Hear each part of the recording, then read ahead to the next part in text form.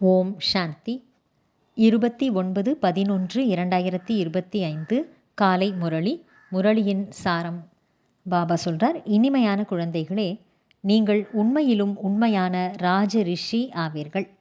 உங்களுடைய கடமை தபஸ்யா செய்வதாகும். தபஸ்யாவின் மூலம்தான் நீங்கள் பூஜைக்கு தகுதியானவர் ஆவீர்கள். கேள்வி: எத்தகைய முயற்சி சதா காலத்திற்கும் பூஜைக்குரியவராக ஆக்கிவிடுகிறது? பதில்: ஆத்மாவின் ஜோதியை எழுப்புவதற்கு அல்லது தமோ பிரதானமான ஆத்மாவை சத்தோ பிரதானமாக ஆக்குவதற்காக முயற்சி செய்வீர்களானால் சதா காலத்திற்கும் நீங்கள் பூஜைக்குரியவர் ஆகிவிடுவீர்கள். யார் இப்போது கவனக்குறைவாக தவறு ஏதும் செய்துள்ளனரோ அவர்கள் மிகவும் அழுவார்கள். புருஷார்த்தம் செய்து பாஸ் ஆகவில்லை என்பதால் தர்மராஜரின் தண்டனைகளை பெற்றார்கள் என்றால் தண்டனை பெறுகிறவர்கள் பூஜிக்கப்படுவதில்லை. தண்டனை பெறுகிறவர்களின் முகம் நிமிர்ந்து இருக்க முடியாது. ஓம் சாந்தி. ஆன்மீக குழந்தைகளுக்கு ஆன்மீக தந்தை வந்து புரிய வைத்து கொண்டிருக்கின்றார். முதலில் குழந்தைகளுக்கு புரிய வைக்கின்றார். தன்னை ஆத்மா என்று நிச்சயம் செய்யுங்கள். முதலில் ஆத்மா, பிறகு சரீரம். எங்கெங்கே கண்காட்சி நடைபெறுகிறதோ அல்லது அருங்காட்சியகத்தில், மியூசியத்தில், வகுப்பில் முதலில் இந்த எச்சரிக்கையை தர வேண்டும். தன்னை ஆத்மா என்று உணர்ந்து தந்தையை நினைவு செய்யுங்கள். குழந்தைகள் அமரும் போது ஆத்ம அபிமானியாகி அமர்வதில்லை. இங்கே அமர்ந்திருக்கும் போது கூட எங்கெங்கோ சிந்தனைகள் செல்கின்றன. சத்சங்கத்தில் எந்த ஒரு சாது முதலிய எவரும் வரவில்லை என்றால் அப்போது அமர்ந்து கொண்டு என்ன செய்வார்கள்?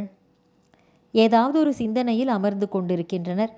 பிறகு சாது வந்துவிட்டால் கதை முதலியவற்றை கேட்க தொடங்குகின்றனர். இவை அனைத்தும் பக்தி மார்க்கத்தில் கேட்பதும் சொல்வதும் எல்லாமே செயற்கையானவை என்று பாபா புரிய வைக்கின்றார். இவற்றில் சாரம் எதுவும் இல்லை. தீபாவளியையும் செயற்கையாக கொண்டாடுகின்றனர். பாபா புரிய வைத்துள்ளார், ஞானத்தின் 3வது கண் திறக்க வேண்டுமென்றால் ஒவ்வொரு வீட்டிலும் ஒளி இருக்க வேண்டும். இப்போதோ ஒவ்வொரு வீட்டிலும் இருள்தான் உள்ளது. இதெல்லாம் வெளி பிரகாசம் மட்டுமே. நீங்கள் உங்கள் ஜோதியை எழுப்புவதற்கு முழுமையாக அமைதியில் அமர்ந்திருக்கிறீர்கள். குழந்தைகள் அறிவார்கள், சுய தர்மத்தில் இருப்பதன் மூலம் பாவங்கள் அழிந்துவிடும். ஜென்ம ஜென்மாந்திரத்தின் பாவங்கள் இந்த நினைவு யாத்திரையினால்தான் அழியும். ஆத்மாவின் ஜோதி அணைந்து விட்டது அல்லவா? சக்தி என்ற பெட்ரோல் முழுவதும் காலியாகிவிட்டது. அது மீண்டும் நிரம்பிவிடும். ஏனென்றால் ஆத்மா தூய்மையாகிவிடும். எவ்வளவு இரவு பகலுக்குள்ள வேறுபாடு! இப்போது லக்ஷ்மிக்கு எவ்வளவு பூஜை நடைபெறுகிறது. லக்ஷ்மி உயர்ந்தவரா, சரஸ்வதி உயர்ந்தவரா என்று கேட்டு அநேக குழந்தைகள் எழுதுகின்றனர். லக்ஷ்மியோ ஸ்ரீ நாராயணருடையவர் ஆவார். அவர் ஒருவர்தான். மகாலட்சுமியை பூஜிக்கின்றனர் என்றால் அவருக்கு 4 புஜங்களை காட்டுகின்றனர். அதில் இருவரும் வந்து விடுகிறார்கள். உண்மையில் அது லக்ஷ்மி நாராயணரின் பூஜை என்றுதான் சொல்லப்பட வேண்டும். சதுர்புஜம், 4 கரங்கள் அல்லவா?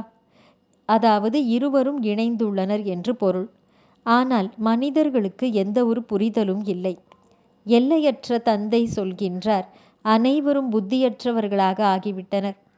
முழு உலகில் உள்ள எல்லா குழந்தைகளையும் புத்தியற்றவர்கள் என்று லௌகிக தந்தை சொல்வாரா என்ன? இப்போது உலகத்தின் தந்தை யார் என்பதை குழந்தைகள் நீங்கள் அறிவீர்கள். அவரே சொல்கின்றார், நான் அனைத்து ஆத்மாக்களின் தந்தை ஆவேன். நீங்கள் அனைவரும் என்னுடைய குழந்தைகளாவீர்கள். அந்த சாதுக்களோ அனைவருமே பகவான் தான் என்று சொல்லிவிடுகின்றனர். நீங்கள் அறிவீர்கள், எல்லையற்ற தந்தை ஆத்மாக்கள் நமக்கு எல்லையற்ற ஞானத்தை புரிய வைத்து கொண்டிருக்கின்றார். நான் இன்னார் இன்னார் என்று மனிதர்களுக்கோ தேக அபிமானம் உள்ளது. சரீரத்திற்கு என்ன பெயர் வைக்கப்பட்டுள்ளதோ அதிலேயே இருந்து வந்துள்ளனர். இப்போது சிவபாபாவோ நிராகாரமானவர், மிகவும் மேலான சுப்ரீம் சோல், பரமாத்மா. அந்த ஆத்மாவுக்கு பெயர் சிவபாபா என்பதுதான். அவர்தான் பரம ஆத்மா, பரமாத்மா ஆவார். அவருடைய பெயர் சிவன். மற்றபடி மற்ற ஏராளமான ஆத்மாக்கள் அனைவருக்கும் சரீரத்திற்கு பெயர் வைக்கப்பட்டுள்ளது. சிவபாபா இங்கே வசிப்பவர் அல்ல. அவரோ பரந்தாமத்திலிருந்து வருகிறார். சிவ அவதாரமும் உள்ளது. இப்போது பாபா உங்களுக்கு புரிய வைத்துள்ளார். அனைத்து ஆத்மாக்களும் இங்கே தத்தமது பார்ட்டை நடிப்பதற்காக வருகின்றனர். பாபாவுக்கும் இதில் பார்ட்டு உள்ளது. பாபாவோ மிகப்பெரிய காரியத்தை இங்கே செய்கின்றார். நல்லது. தாரணைக்கான முக்கியமான சாரம். 1.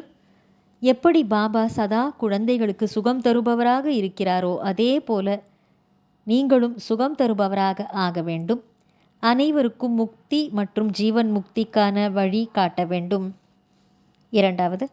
ஆத்ம அபிமானி ஆவதற்காக தபஸ்யா செய்ய வேண்டும்.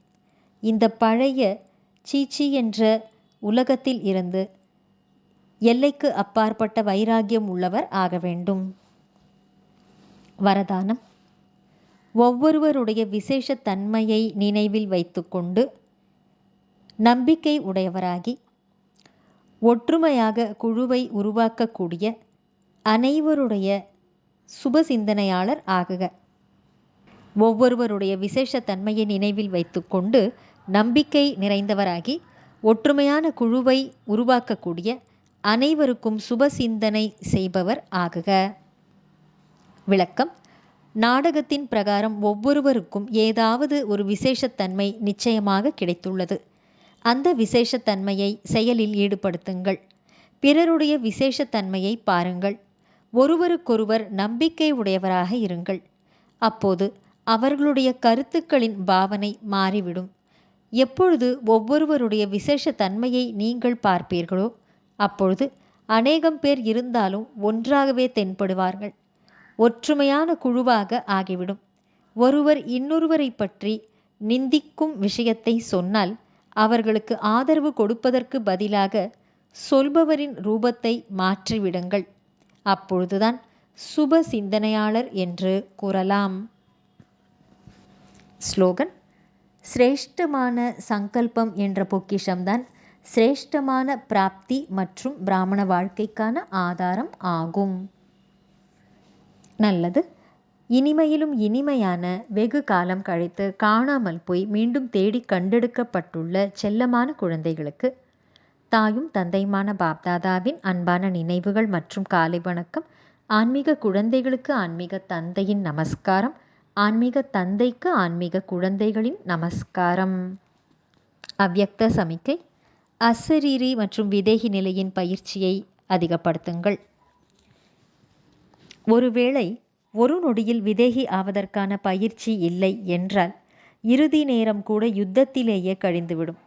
மேலும் எந்த விஷயத்தில் பலவீனம் இருக்குமோ அது சுபாவமாக இருக்கலாம், சம்பந்தத்தில் வருவதாக இருக்கலாம், சங்கல்ப சக்தியில், உள்ளுணர்வில், வாயுமண்டலத்தின் பிரபாவத்தில் வருவதாக இருக்கலாம். இது போன்ற எந்த விஷயத்தில் பலவீனம் இருக்குமோ அந்த ரூபத்தை அறிந்து கொண்டு மாயை இறுதி பரீட்சையை உங்களுக்கு வைக்கும். ஆகையால் விதேகி ஆவதற்கான பயிற்சி மிகவும் அவசியம் ஆகும். நல்லது. ஓம் சாந்தி.